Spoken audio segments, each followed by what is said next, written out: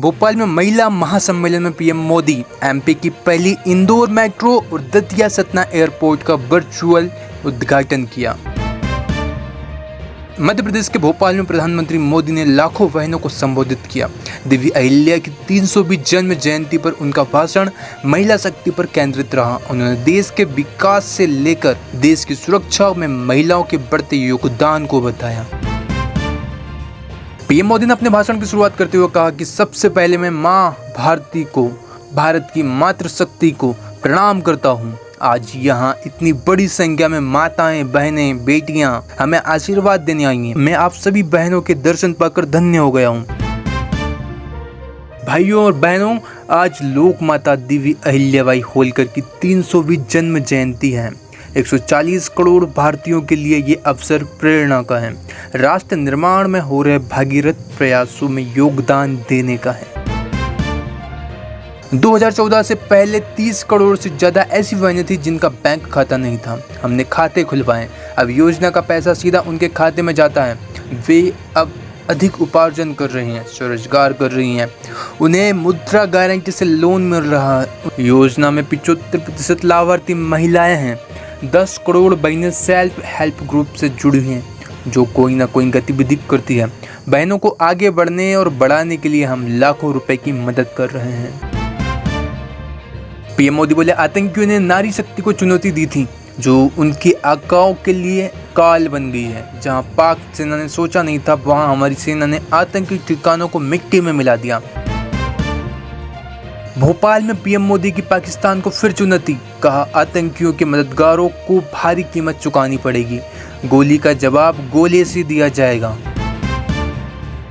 हम कभी भी परमाणु ब्लैकमेल के आगे नहीं झुकेंगे। वडोदरा से विदेश मंत्री एस जयशंकर ने पाकिस्तान को लिया आड़े हाथ। देश में 2710 हुई कोविड मरीजों की संख्या, 7 लोगों की गई जान। स्वास्थ्य मंत्रालय ने दी जानकारी, भारत में एक बार फिर कोविड के मामले बढ़ गए हैं। ताजा जानकारी के अनुसार देश में कोविड-19 के सक्रिय मामलों की संख्या 2710 तक पहुंच गई है, जबकि 1170 मरीज ठीक हो चुके हैं। सेना प्रमुख जनरल उपेंद्र द्विवेदी ने जम्मू कश्मीर के राजौरी में नियंत्रण रेखा पर अग्रिम चौकियों का दौरा किया, की सेना की तैयारियों की समीक्षा।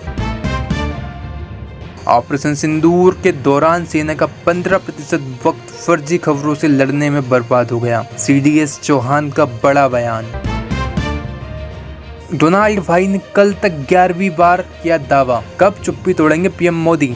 ट्रंप के सीज फायर वाले बयान पर कांग्रेस ने फिर उठाए सवाल। जयराम रमेश बोले, मोदी के दोस्त। भारत की बड़ी कूटनीतिक जीत। थरूर की नाराजगी के बाद कोलंबिया ने बदला सुर। आतंकवाद पर भारत को मिला खुला समर्थन। सीजेआई ने इलाहाबाद कोर्ट परिसर में मल्टी लेवल पार्किंग और वकील चैम्बर्स का उद्घाटन किया। उन्होंने कहा कि इस देश के आखिरी नागरिक तक पहुंचना हमारा मौलिक कर्तव्य है। जब तक बार और बेंच साथ में काम नहीं करते, तब तक हम न्याय के रथ को आगे नहीं बढ़ा सकते। सीजेआई बोले, योगी देश के सबसे पावरफुल सीएम। कहा, ऐसा मुझे केंद्रीय मंत्री मेघवाल ने बताया। इलाहाबाद की भूमि ही पावरफुल लोगों की है। जस्टिस वर्मा की इस मामला परिवार ही स्टोर रूम इस्तेमाल करता था। जांच पैनल की रिपोर्ट में खुलासा, आग लगने के बाद नकदी हटाई। Madhya Pradesh hate speech case में अब्बास अंसारी दोषी करार। विधायकी पर मंडराया खतरा, जल्द तय होगी सजा।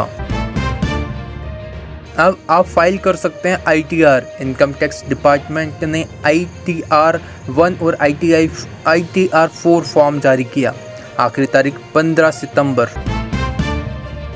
फिल्म डायरेक्टर सनोज मिश्रा को रैप केस में जमानत। पीड़िता बोली, लिव इन रिलेशनशिप में थी, दुष्कर्म नहीं हुआ। महाकुंभ वायरल गर्ल मोनालिसा को फिल्म ऑफर किया था।